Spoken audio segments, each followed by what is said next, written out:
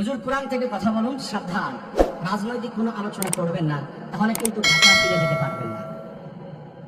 আমি গীতা থেকে আলোচনা করছি, এটা গীতা আমার সামনে, কথা বলেন না কেন নাগেশ্বরী, আমার সামনে কি এটা গীতা?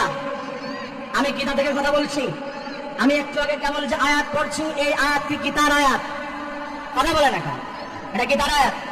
আমি কোরআন থেকে কথা বলছি। আচ্ছা সাবধান, ঠিক আছে, আপনি আমাকে হয়তো আরেকটু বেশি করে দিয়েছেন যে সাবধানতা অবলম্বন করেন, কোরআন থেকে কথা বলেন। কিন্তু সেকেন্ড স্টেপে আপনি যেটা বলেছেন, রাজনৈতিক কোনো আলোচনা করবেন না।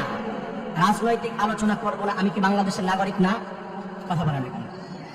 আমি বাংলাদেশের নাগরিক, তাহলে আমি রাজনৈতিক আলোচনা করব কি করবো না সেটা আমার পার্সোনাল ম্যাটার। এইখানে ইন্টারফেয়ার করার ক্ষমতা তোর কোন পাপ দিয়েছে? কথা বলেন ঠিক না? আমি ওইখানে, তাহলে আপনি কিন্তু ঢাকা ফিরে যেতে পারবেন না। আমি ঢাকা ফিরে যেতে চাই না, আমি নাগেশ্বরী থেকে যাবো। তুই আয় ভালো, আমি নাগেশ্বরী এখানে থাকবো, আমি ঢাকা ফিরে যাব না।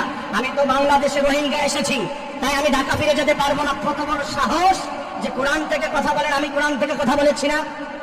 চাচা বলেন, চাচা তো হচ্ছে আপনি চেয়ারম্যান সাহেব, তাই না?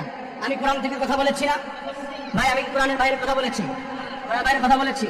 আমি রাজনৈতিক কথা বলতে পারবো না কিনা? কোরআনের রাজনীতি আছে না নাই? যারা বলতে হবে আছে না নাই?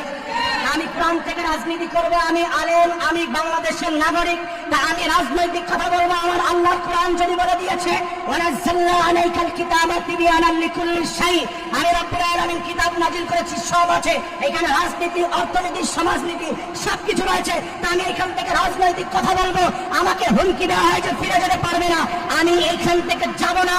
তোর যদি সাহস থাকে, তোর যদি পাপের বুকের পাটা থাকে, আমার সামনে আয়, আমি তোকে খেলা দেখাবো। আমরা খেলতে